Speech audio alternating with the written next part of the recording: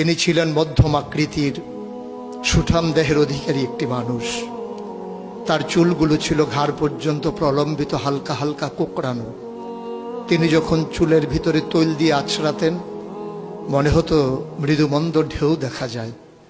তার কপাল ছিল চওড়া, ভ্রুগুলো ছিল জোড়া ভ্রু, ধনুকের মতো বাঁকা।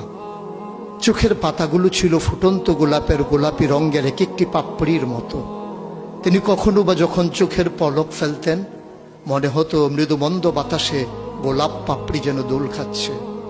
তার চোখের সাদা অংশ ছিল রক্তিমাভ সাদা, কালো অংশ ছিল কৃষ্ণ কালো।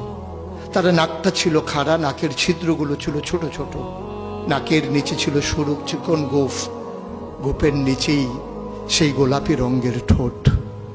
তার ঠোঁটগুলো যখন কখনো বা মুচকে হাসত, গোটা পৃথিবীর মানুষ অবাক বিস্ময়ে দেখত গোটা পৃথিবীতে যেন বিজলি চমকিয়েছে। তিনি কখনো বা যখন এই রাস্তা দিয়ে হেঁটে যেতেন, 1 মাস পরেও কখনো যখন সাহাবা হাঁটতেন, তার গায়ের জান্নাতি গন্ধ তারা পেতেন।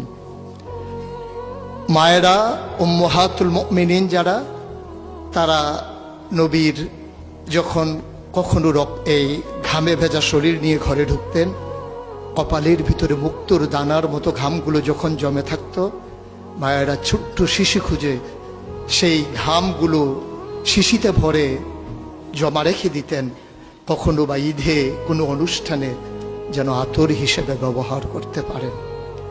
এই সুরত ধারণ করা কোনো মানুষের সাধ্যর বাইরে। কখনোই কোনো মানুষ এই সুরত ধারণ করতে পারবে না চেষ্টা করলেই। কিন্তু তার সিরত যেটা অনুকরণীয়, অনুপম আদর্শ, তিনি এসেছিলেন এই জন্যে ওয়ামা আরসালনাকা ইল্লা রাহমাতাল লিল আলামিন। তিনি ছিলেন রহমত গোটা ধরনীর জন্যে।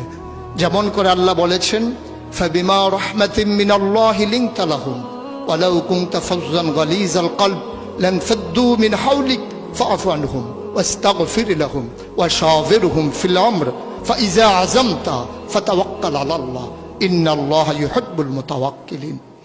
তিনি এসেছিলেন তেমন করে। কেন তাকে পাঠানো হয়েছিল? আল্লাহ নিজেই বলেছেন, লাকাদ কানা লাকুম ফি রাসূলিল্লাহি উসওয়াতুন হাসানা। তিনি ছিলেন মডেল, তিনি ছিলেন আইডল, তিনি ছিলেন আইকন, তিনি ছিলেন অনুপম আদর্শ, তিনি ছিলেন উসওয়াতুন হাসানা।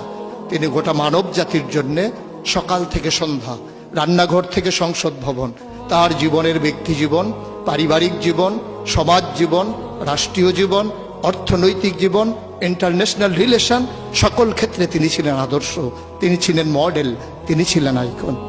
একবিংশ শতাব্দীর সূচনা লগ্নে দাঁড়িয়ে গোটা পৃথিবী যখন ঝঞ্ঝা বিক্ষুব্ধ, গোটা পৃথিবীর মানবতা যখন আজকে ভুলণ্ঠিত, আজকে শুধু মুসলিম নয়, গোটা মানুষ যখন আজকে অপর মানুষের ভোটের নিচে পৃষ্ঠ হচ্ছে তার জীবন, মানুষগুলো যখন আজকে রক্তে রঞ্জিত হচ্ছে তার গোটা দেহ, সেই ফিলিস্তিনের দুধু মরুভূমি আজকে যখন আমার কিশোর ভাইয়ের রক্তে রঞ্জিত, সেই ঝিলাম নদীর পানি আজকে যখন স্বচ্ছ স্ফটিকের মতো আর নেই, কাশ্মীরের ভাইয়ের রক্তে যখন রঞ্জিত, পার্শ্ববর্তী আরাকানের মুসলমানেরা আজকে উখিয়ার সেই টেকনাফের তাঁবুর নিচে তারা যখন মানবেতর জীবনযাপন করছে, আজকে বারবার মনে পড়ে সেই নবীজির কথা।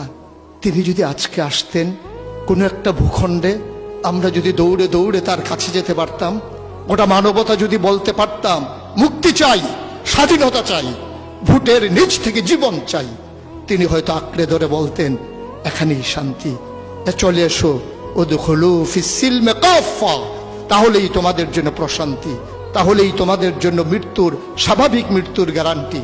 কখনোই আর ঝঞ্ঝা বিক্ষুব্ধ পৃথিবীতে তোমাদেরকে বুক পেতে দিতে হবে না বুলেটের সামনে।